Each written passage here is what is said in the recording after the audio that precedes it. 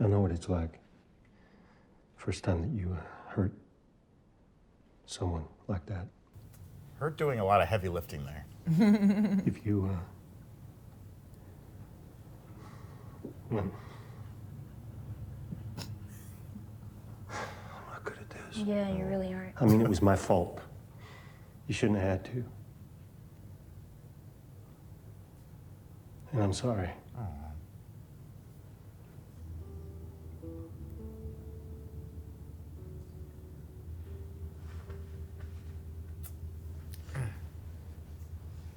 Her felines. I know. Has an adult ever said sorry to her before? No. It wasn't my first time.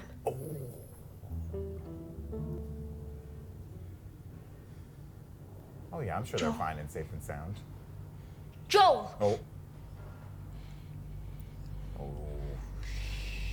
That's my boy. It's my boys. So much for that glass, my guy. Yeah, we came from over there. We came from behind. Yeah, we came around the glass you left on the ground. We can see that clearly. We weren't shocked by it. Welcome back to New Rockstars. The Last of Us Episode 4, Please Hold On to My Hand, is out. And we just got introduced to a whole bunch of new folks that will almost certainly die in the next 2 or 3 episodes with the way the show is killing people, right?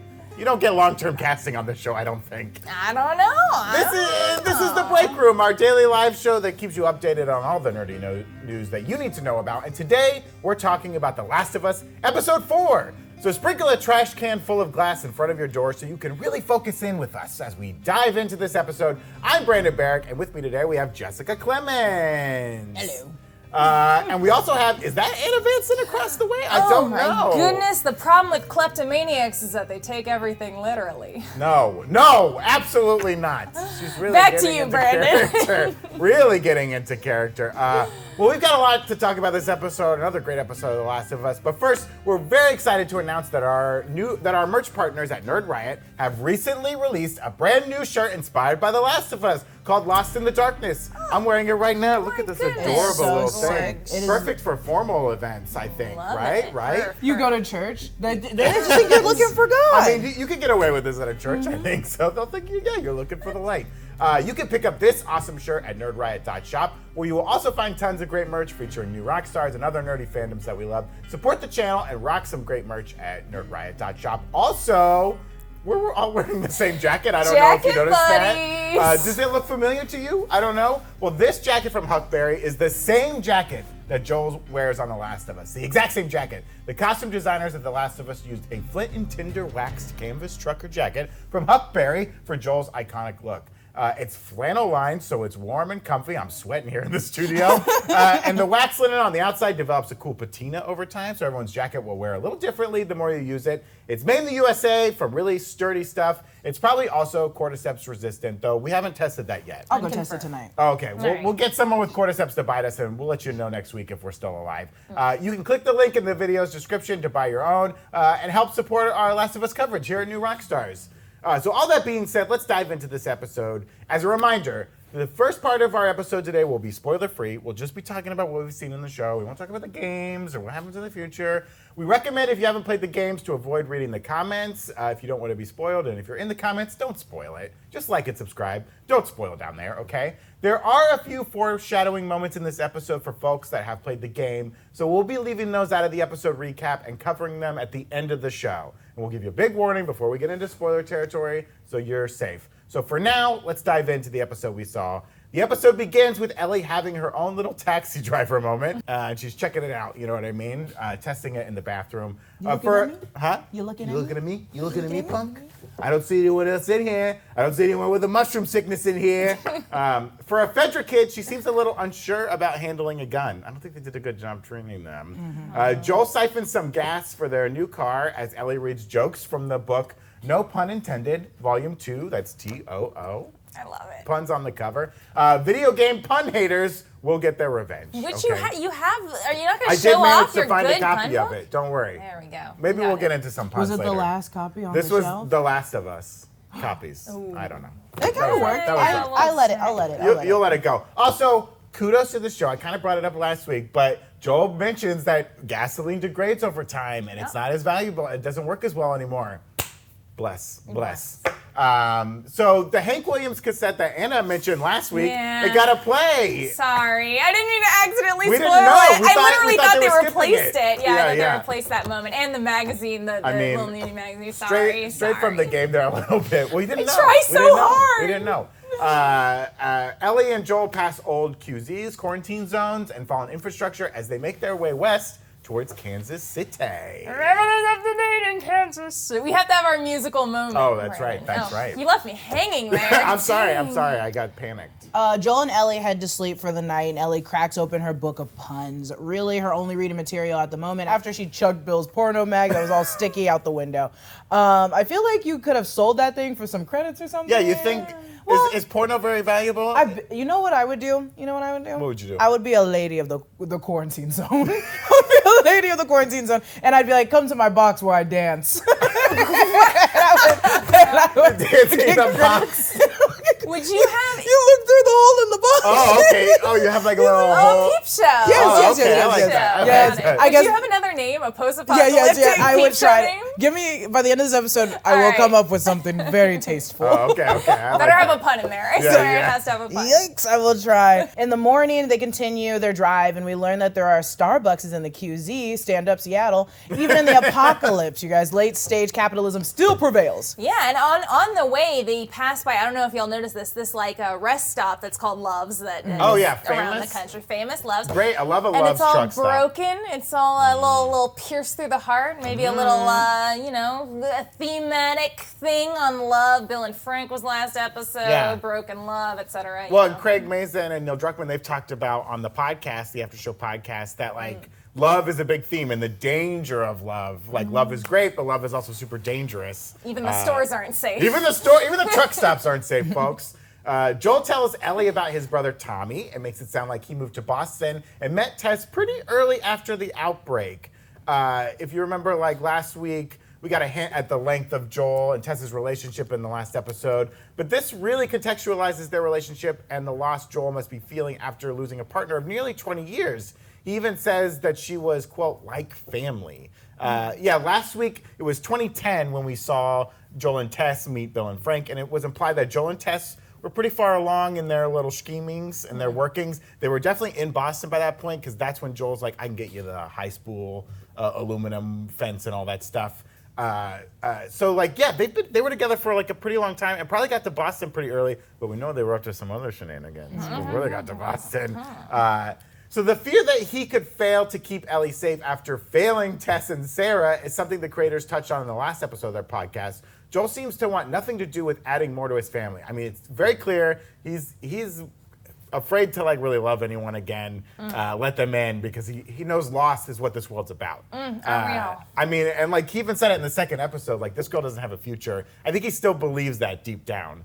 Like even though she has shown some form of immunity to the cordyceps, to him, there's no future for this girl, right? It's dangerous, and he's afraid to let that concept into his head. He's scared. We're all scared, folks. They arrive in Kansas City, and one of the first things they notice is that the QZ has fallen. Doors wide open. Shout out to the Sara Lee bread truck blocking the street. Way to go, Sara Lee. Nobody doesn't like Sara Lee. But they're always blocking the street, period. Get out of the street. Get out of the street, Sarah. How many people checked that trick for food before they moved on? Well, is it very ironic that it's a bread truck when the whole thing's bread truck blocking their way. I know. Every time it gets me. It shocks me every time. An injured man stumbles into the street looking for help, but psych, he's a raider, folks. Joel crashes the car into a nearby laundromat, and we get really our first look at some classic Last of Us style gameplay, complete with some great NPC lines from the enemies. You gotta love a good. They're over there! Shoot at him! Guy got me! Ah! Ellie squeezes through a crack in the wall. Again, another great like video game moment. Like, get over there and get out of my way so I can have this action section. She hides while Joel takes out a majority of the raiders, but gets flanked by one coming through the back. Ooh-wee. Ooh-wee. Joel is wrestled to the ground, and just as he's about to get choked out by the Raider, Ellie shoots him in the back, which leads us to maybe the most fucked up scene in the show This so was far. heavy. In a Yeah. different way. Yeah, we're getting all brands of fucked up. Oh, man, right. The Raider, Brian, begs to be taken to his mom, as they do. He's been paralyzed by the gunshot wound. Joel takes the gun back from Ellie and tells her to wait around the corner. Joel stabs Brian because you gotta conserve those bullets. And an interesting moment. I've been saying up until now that Ellie has had these weird, what feels like very sociopathic moments, unfeeling moments. She has broken that streak with a single tear that falls when she goes back around the corner after Joel has to kill the guy. So maybe this is showing that she's maybe not all bark and no bite, but she can be a hard ass when it comes to someone else doing the violence or her killing infected or cutting open infected. But when it comes to a real human being, she's got a softer. She's not a sociopath. She's just a young girl that's trying to show herself and prove herself as really strong. And then it's like you don't have those same feelings for a turned zombie, but having it for a person that's screaming for their mom is a different scenario than a zombie that has no consciousness whatsoever. She's been looking for the edge. She's been looking for the line she doesn't want to cross. I think she found it. She was like, slice it. Like, killing a Fedra agent who's trying to kill me, totally. Slicing open an infected, totally. Shooting at a Raider, I'm into it. Oh wait, the Raider's like, no, we can be friends now, and I love you, and I have a mommy. Here's my knife. Yeah. I was like, it's this like isn't a that's good totally trade. different, and now that it's shades of gray, right? It's not just like pure evil, pure good. It's like, what do you do when you get to that grayness? We'll get into that. Grainness. We see a tank roll through town, certainly sending a shiver down game players' spines. Oh, you don't like coming up against a tank in the game. We meet Kathleen, a new character for the show, and the leader of this group of raiders here in Kansas City. She interrogates an old man, a doctor, for the location of several people, including Henry Burrell, who Kathleen accuses of sharing info about her brother, who was eventually killed. Kathleen is brought to the bodies of the raiders that were killed by Joel and assumes they're with Henry, this Henry MacGuffin. Who's this Henry? He's so dangerous. She asks if a doctor could save any of the people wounded by Joel, and when the answer is no, she shoots the doctor. I mean, someone else is going to get sick again eventually. It's not a one-time use for the doctor. The thing that surprised me about this was I was like, why hasn't, as soon as a pandemic like this hits and you are just succumbed to being alone, the first thing I would start doing is reading as much medical books as I can. So I'm sure there's other people there that can patch up things. Sure. But I was also, this guy was clearly the first one to be like, I am a doctor. Right. She tells her team to find everyone associated with Henry and these deaths and kill them. Joel apologizes to Ellie for putting her in a position where she needed to shoot a raider, and Ellie admits that this wasn't her first time she's had to hurt someone. Unclear if she's referring to an infected or someone not infected during her time in Fedra school. When later pressed, she tells Joel she doesn't want to talk about it. You both need some therapy, guys. I do like this too. She's using Joel's device of I don't want to talk about these things. If he wants that to happen, he's got to allow her to have her things she doesn't want to talk about.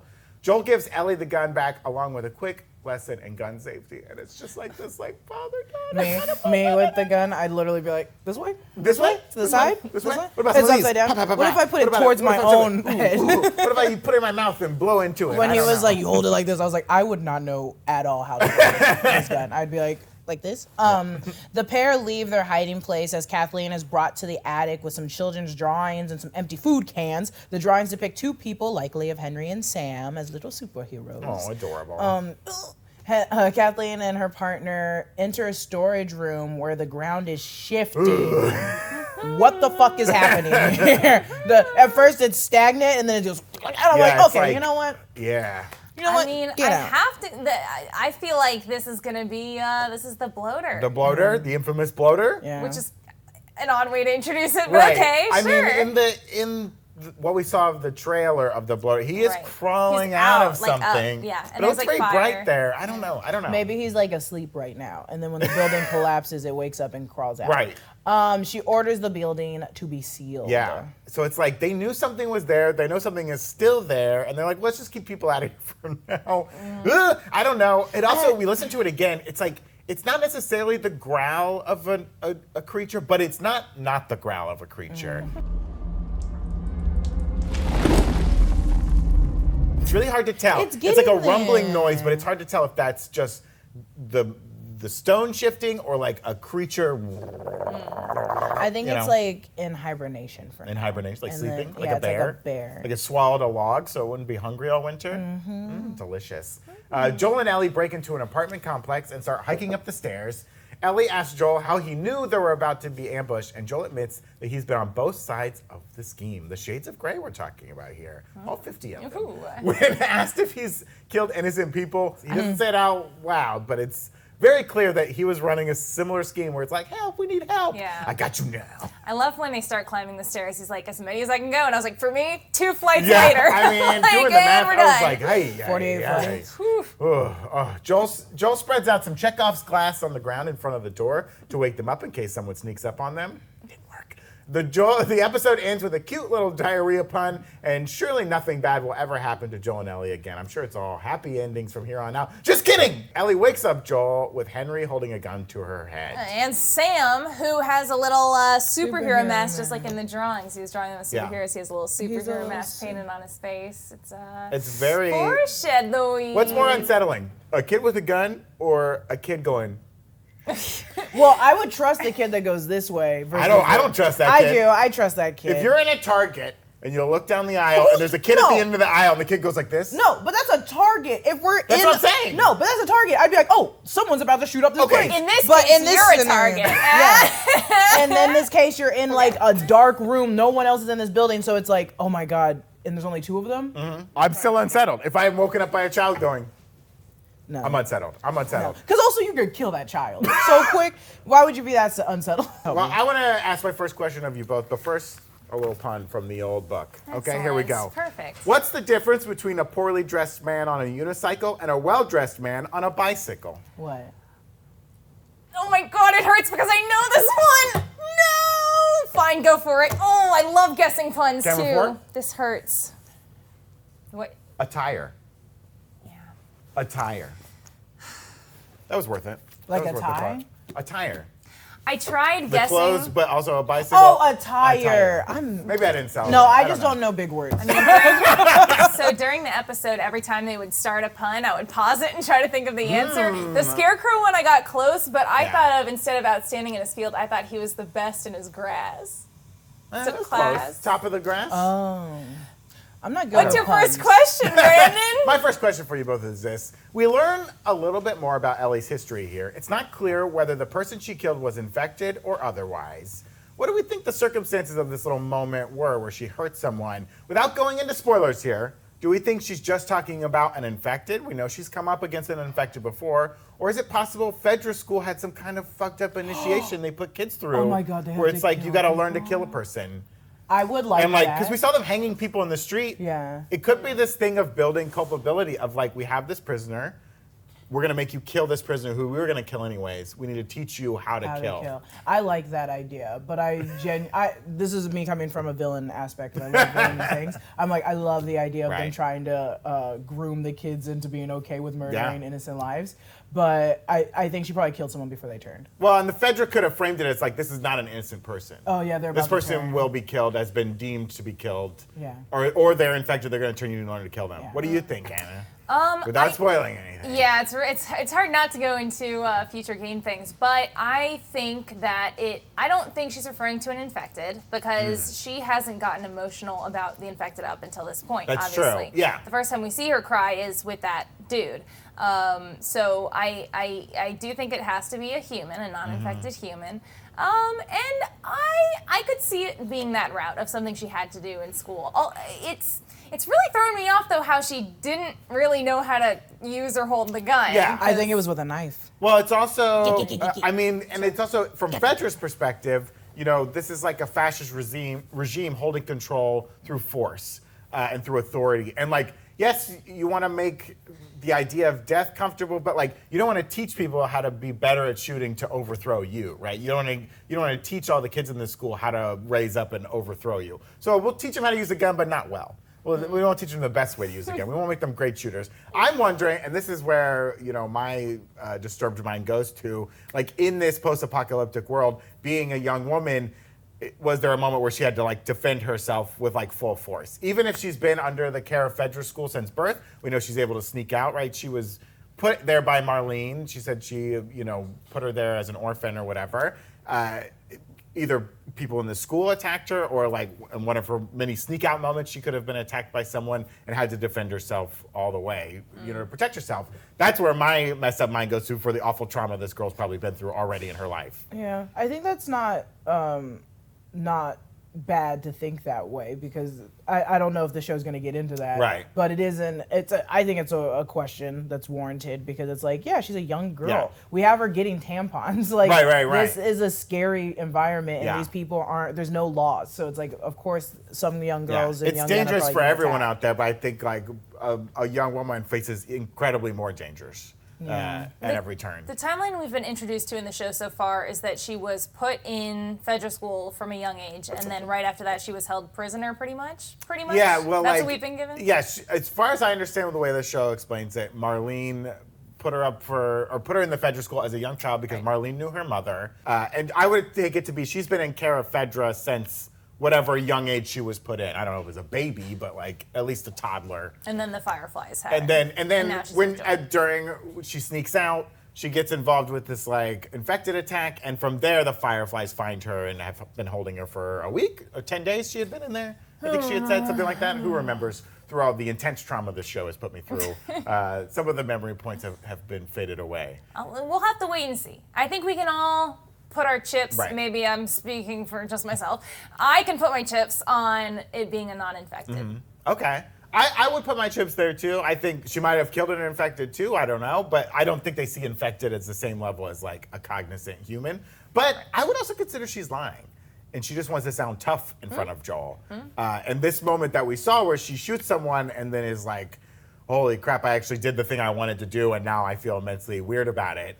That kind of shows that maybe she hasn't hurt someone before. Her saying that was just trying to comfort Joel almost. Like you don't have to have this conversation with me. I know it's hard for you. You don't have to do it. I can see it. We'll see.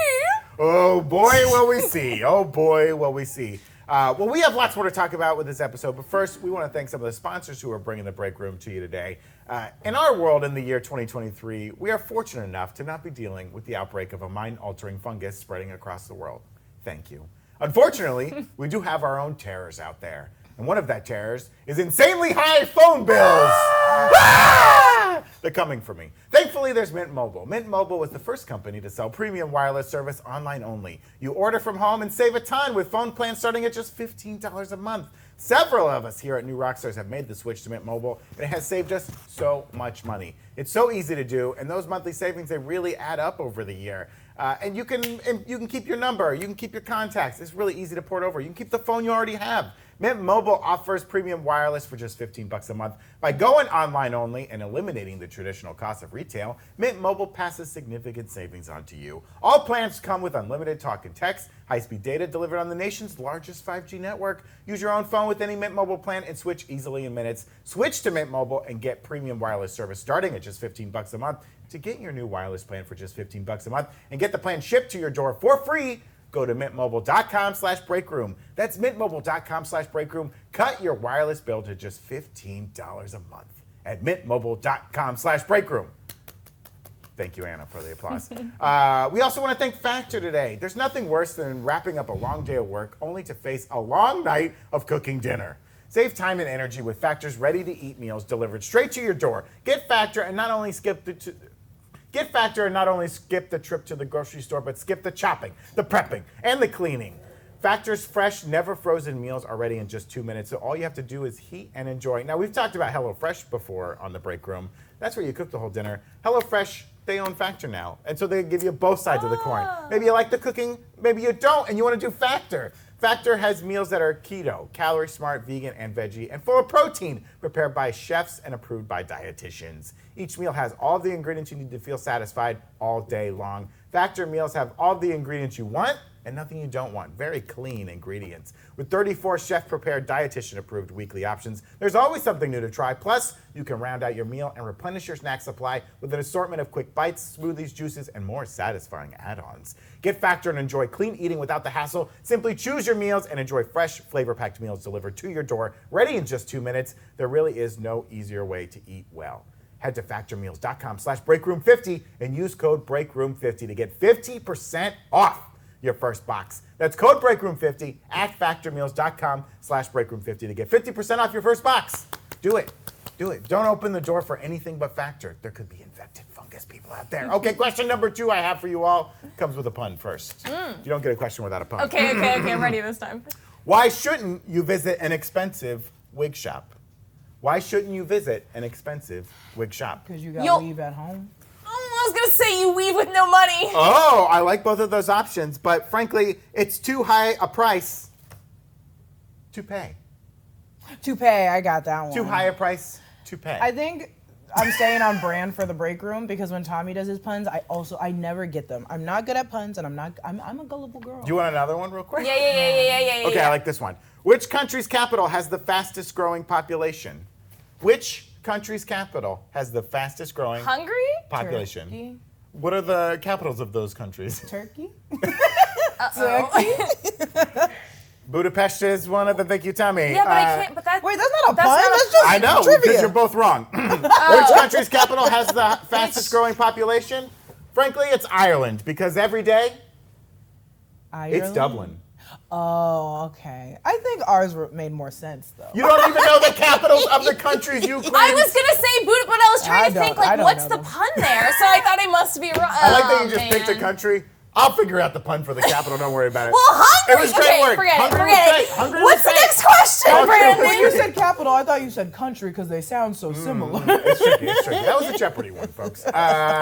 So, the ground shaking thing in the basement, that's a bloater, right? Kathleen and her partner seem to know what it is, but don't tell the others.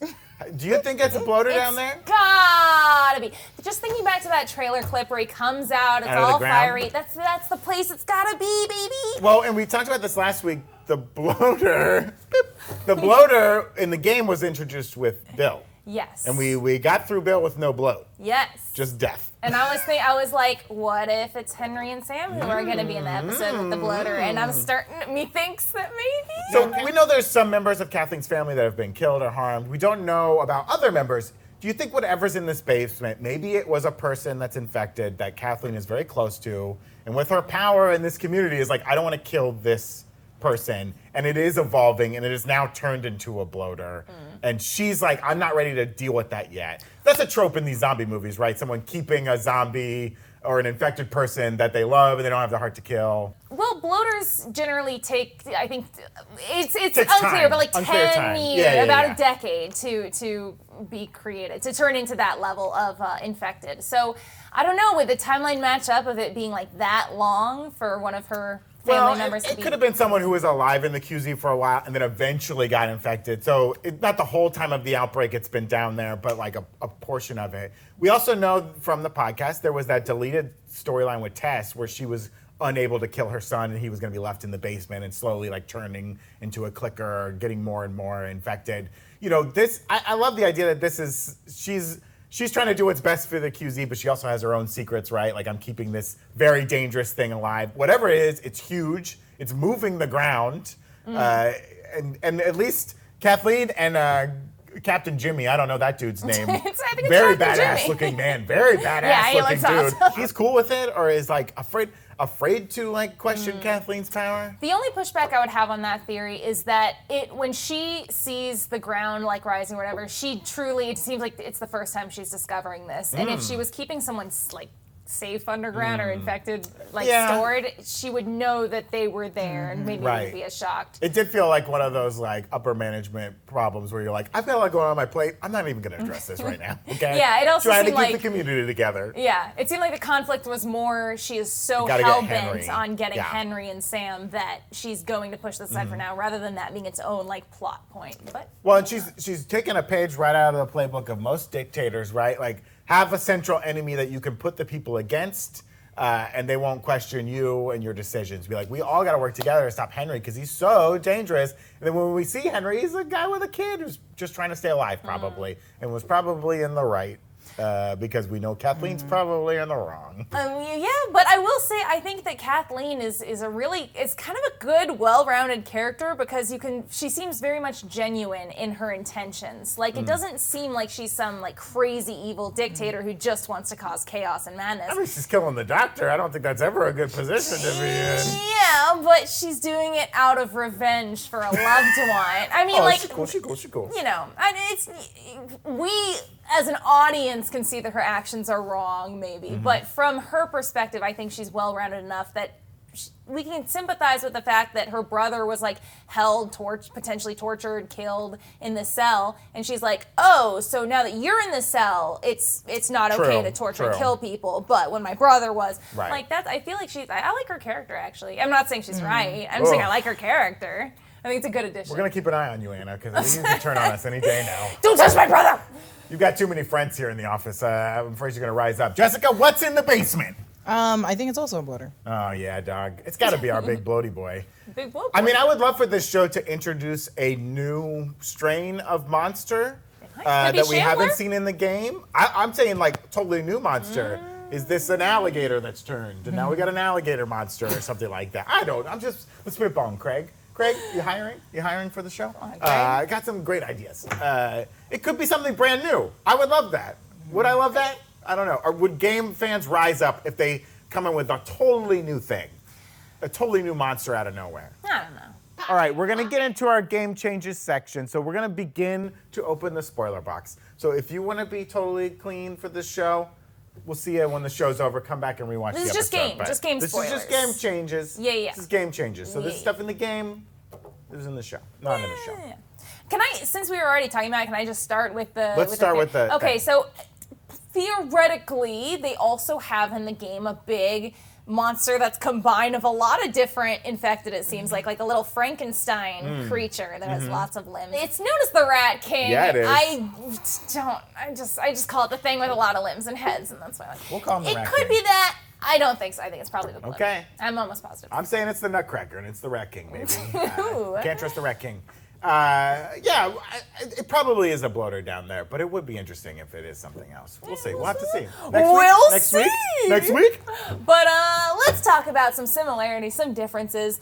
Similarities, a lot of this episode follows similar beats that the game does. It does seem to really quickly jump over some moments, but probably for the best, pacing things, you know. The part where the Raider's like, help me, I need help, and he's like, nah, gun it. That's pretty much the same, and then they get into a shootout right there. We are also introduced to Henry and Sam. The book of puns that Ellie has is the same. It's the same title, the same author, fun stuff like that. But one of the biggest differences in this episode is the location. In the game, this all takes place in Pittsburgh. We meet Henry and Sam in Pittsburgh.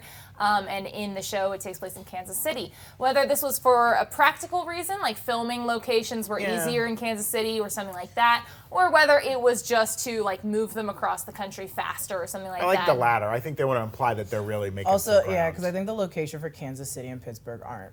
No one's going to be like, hey!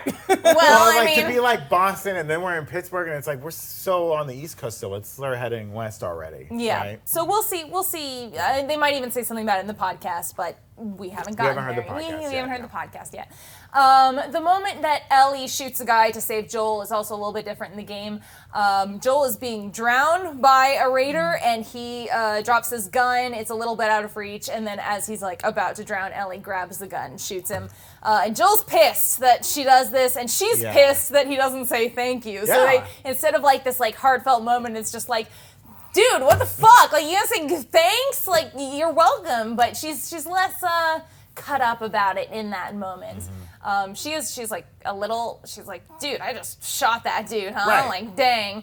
But a thank you would be nice. Yeah, but Joel doesn't have that kind of moment. And then one other detail that I'm this is probably for the best because that was gruesome, is that the giant truck that has Run on the front of it normally has a dead body tied to the front with its legs cut off as an extra little we're gonna kill you. We didn't need it. And didn't these people learn anything from Bill? You gotta have paint management resource. They're wasting paint.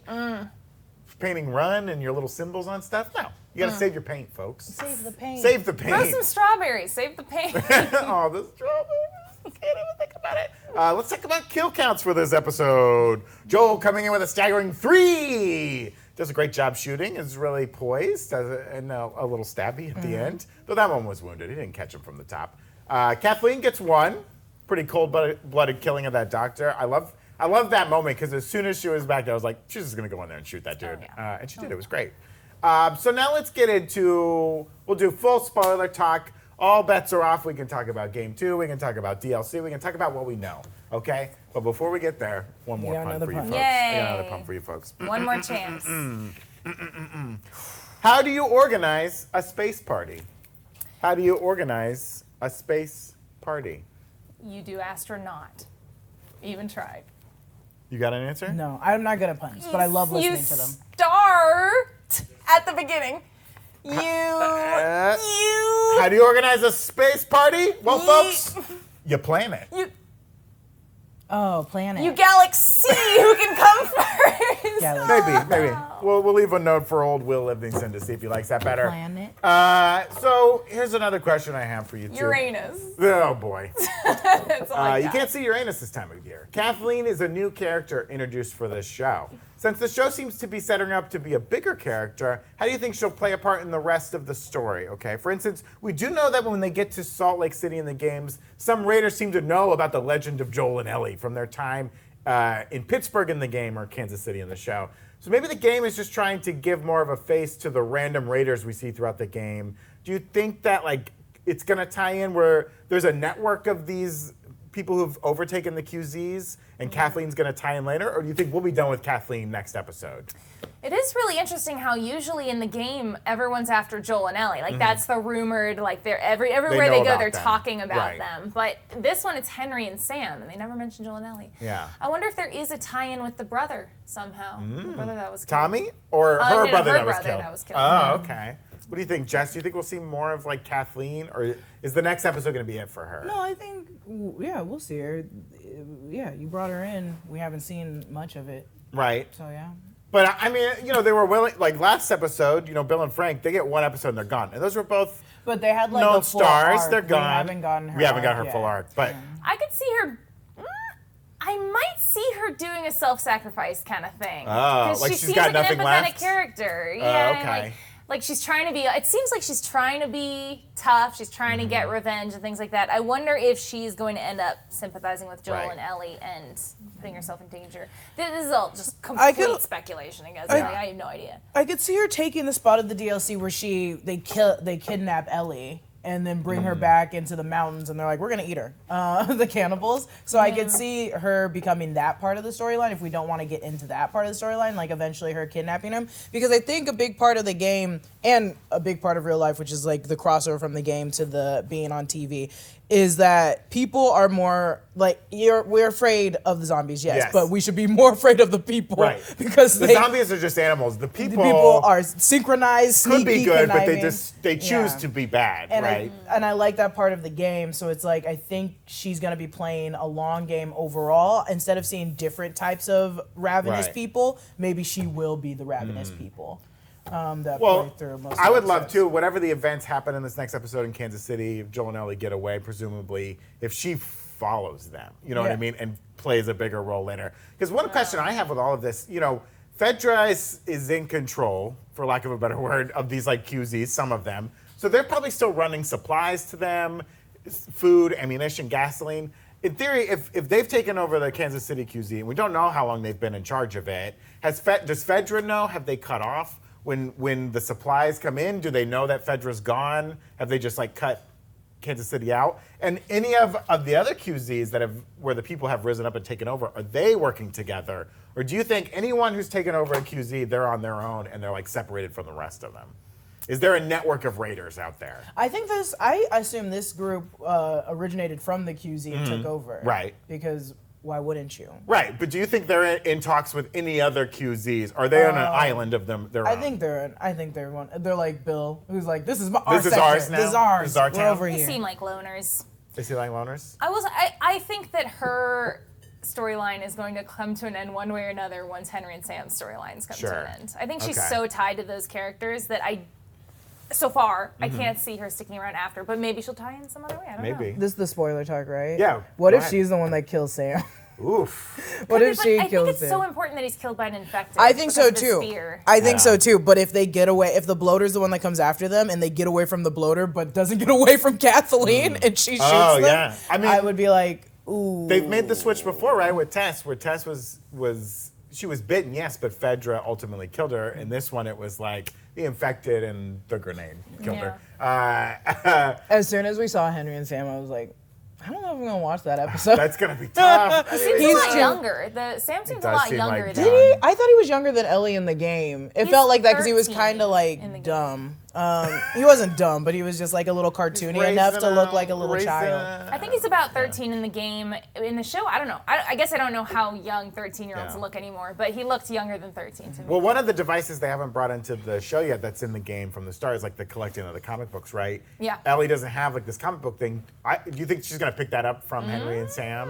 Because they're clearly into comic books with the superhero masks. I've also been wondering if they're going to have that toy moment. And in this one, like in the game, Henry is very much like, you can't take this toy, we only take what we need. In this one, in the show, he's more like, obviously they have their little hideout where he's got drawings all over the place and things like that. So I don't know if they're going to have the toy moment. I don't know if they're going to have a comic book moment. We'll have to keep our eyes open for that. I also real quick want to touch on a small moment from the show. Ellie falls asleep reading from the pun book, which seems kind of weird on the surface until you realize it was given to her by Riley, and it's probably one of the only things that reminds her of her. Like, this is all she has left of Riley. And this is like all good times, happy times. Ellie has pointed out before she reads books, right? She knew how a hotel worked. She knew the concept of that. But I imagine like a lot of books, they're not all the escapism that she wants, and she really holds on to this one because it's all she has of Riley, which is like really, really depressing and sad. Yeah. And sad. I will say the moment of her going to sleep and then taking out a flashlight, the thought of just sitting there not laughing, reading a pun book was very sad. Like crying, The reading true puns. inner works of a young girl. Yeah, right? Staying up late to do that. Post-apocalyptic I mean, time. I'm very happy to start that the show has begun the bricks in the wall coming down between Ellie and Joel. Now, in classic storytelling, we're probably going to go to a moment that's worse than where they are now. And that will drive them further apart, and that will be tough to go through. But for now, I'm loving this part where they start to laugh at I each think other. those moments where they're starting to fall asleep definitely echoed the fact that, like, first it was Ellie who was like, "Hey, Joel," and then the second night it was Joel who was like, "Hey, Ellie, what do you mean by?" It's like, I had a little sleepover. His little smile. Even though, kind of like House of the Dragon, I will say, these scenes get too dark. And my screen, it's very hard to see them. It's very hard to see That's from. right. You gotta clean the monitor. I'm at my TV. It's a Roku TV, and I will shame Roku TV on this. How dare you? How could you do that? You gotta turn your brightness from some of the dark scenes. It's okay. More puns? I got one more pun before we get out of here today. What do you call an everyday potato? What do you call an everyday potato? A potato? Potato? That's me. Oh, okay. What about you, Anna? What do you call an everyday potato? I can't think of anything with spud in it. Oh, that's a good one. Does it have spud in it? Is it It does dirt? not have spud. You're Starch. close. Fry. What do you call it? Average fry guy. This Girl Friday? Girl Friday? What? No, that's not I it. like Anna's more. What do you call an everyday potato? A commentator. I like Anna's more. Anna's is, Fry but that was a guy. rough one. Will, that was a rough I one. feel like I lost this episode. No, nobody lost this episode. We It's all never won. a game. We all It's won. never a race. That's it for this episode of The Break Room. We'll be back next week to discuss episode 5, but we'll also do the show every day live at 3 p.m. talking about all the nerdy news that you guys need to know about. Follow me at Lulu_Clemons. Follow Anna Vanston at It's Anna Vanston. Follow Brandon at Grin and Barrick. That's a pun. That is a pun. It is. It is a pun, and I hate it more. So is Lulu Clemons. Yeah. No. Oh. We're all puns. Subscribe to The Break Room wherever you get your podcast, and we'll see you guys on Tuesday. Thanks for watching. Bye. Stay alive. Woo!